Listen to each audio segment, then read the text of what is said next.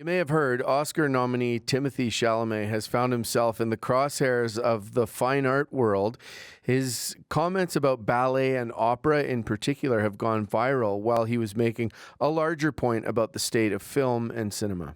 Hey, we got to keep movie theaters alive. We got to keep this genre alive. And I don't want to be working in ballet or opera or, things where it's like, hey, keep this thing alive, even though no one cares about this anymore. All respect to the ballet and opera people out there. All respect. Okay. You just heard Chalamet speaking on a Variety CNN town hall session late last month. But recently, art societies and art lovers the world over are calling out the actor for missing the mark. With us now are two leaders of stage performance. Francesco Ventriglia is the artistic director with Alberta Ballet, and Sue Elliott is the general director and CEO of Calgary Opera. So, we can get Chalamet processed pretty quick here, but Sue, what's your reaction to the actor's comments? There's room for us all, and something doesn't have to be popular to be noble, worthy, and much loved by its fans around the world. Yeah, no kidding. Okay, and Francesco, how did those comments from Timothée Chalamet land with you? Well, initially I was not happy, but then I saw the reaction on all the social media, but every ballet company in the world and opera theater reposting and be so proud, and all the public members be so proud to care so much about this art form, and made me so happy to see that, yes, we have a public, we are very well alive, and we've been here for few hundred years, and I think we will be here for way much more. I said maybe, who knows, in 200-300 years, nobody will remember what happened in the movies now, but for sure Puccini will be remembered, or Tchaikovsky, or Swan Lake will be in the memories of everyone. So you're not shying away from a little competitive action with the film and cinema industry. Lauren, this is a little bit like saying curling isn't a worthy sport. Come on. We love curling. I like how you're pushing the buttons here. Great parallel in a fun way to put it. Sue, we'll start with opera. First of all, just why is he wrong? How's opera doing?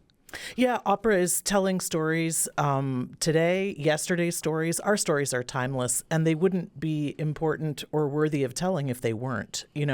Yes, some of our stories were written by people who are no longer with us, but they continue to sell out the Jubilee and theaters around the world, and they really bring meaning to people's lives. Not everyone is a huge fan of opera, but people who don't come to the opera absolutely go to Alberta Ballet or the Calgary Philharmonic Orchestra or those things. So again, there's room for everything. And I would say that film has a lot to thank both of us for in terms of ballet and opera. We had epic stories first. Epic storytelling. Yeah. The presence of music in film has precursors in opera. I worked with John Williams at the Boston Symphony Orchestra, the composer of Jaws and all of the great movie Star soundtracks. Wars, right? Yeah. And he attributes opera composer scores for setting him on the right path in his extremely successful career. So all the technology that we use, now used in film. So I think we're more alike than we are different. Yeah, well said. What about the world of ballet, Francesco? You mentioned Puccini, but bring it into the contemporary too. Puccini, his ballets are alive and well, but what? Yeah.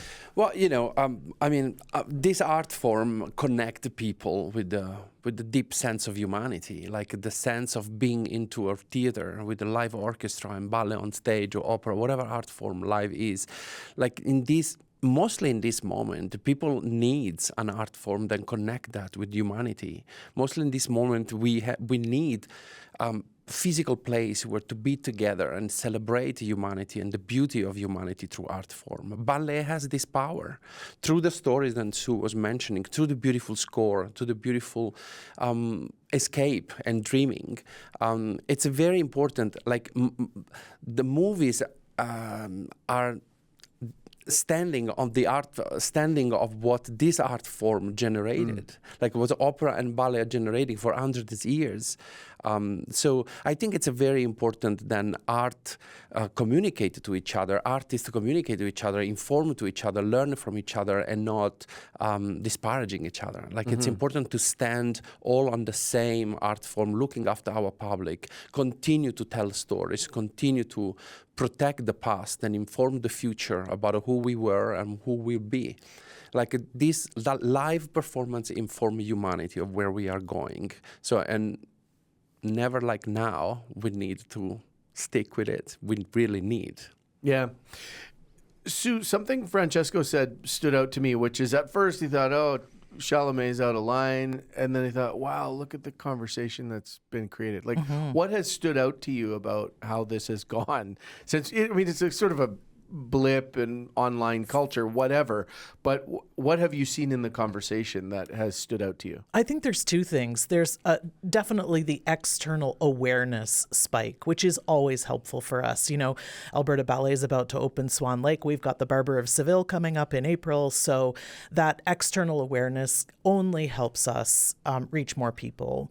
But there's also, I think, a really important internal conversation happening that is so interesting and internal in your opera world? Yeah, in the field of what we do. You know, artists as a species, if you will, we are constantly refining what we do. We always want to get better. We're performing something again. We want to do it differently. So there's this constant sense of improvement and reinvention in what we do.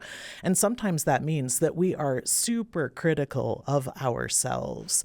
And what I have seen is this incredible wave of solidarity among artists, arts workers, companies, to say, no, we've got our place, we do our thing, and it's absolutely worth people's time. What's got you excited about bringing Swan Lake to town? Oh my God, like it's an iconic ballet. Yesterday I was in the studio to see the run. We're ready for the stage. It's an incredible production. Every single note tell the story. When does it open? We open this Friday at Jube here in Calgary, and we have 2 weekends, and the third weekend we are in Edmonton. Okay, very cool. What about the Barber of Seville? When do you open?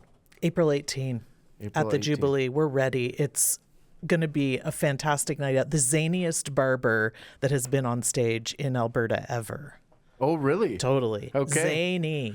There's competition for zaniest barber in the province. Exactly. And I can tell you, Lauren, that we have this incredible opportunity then Friday and Saturday night. We have Paul Mark, from Paris Opera, then will perform the role of the prince here in Calgary.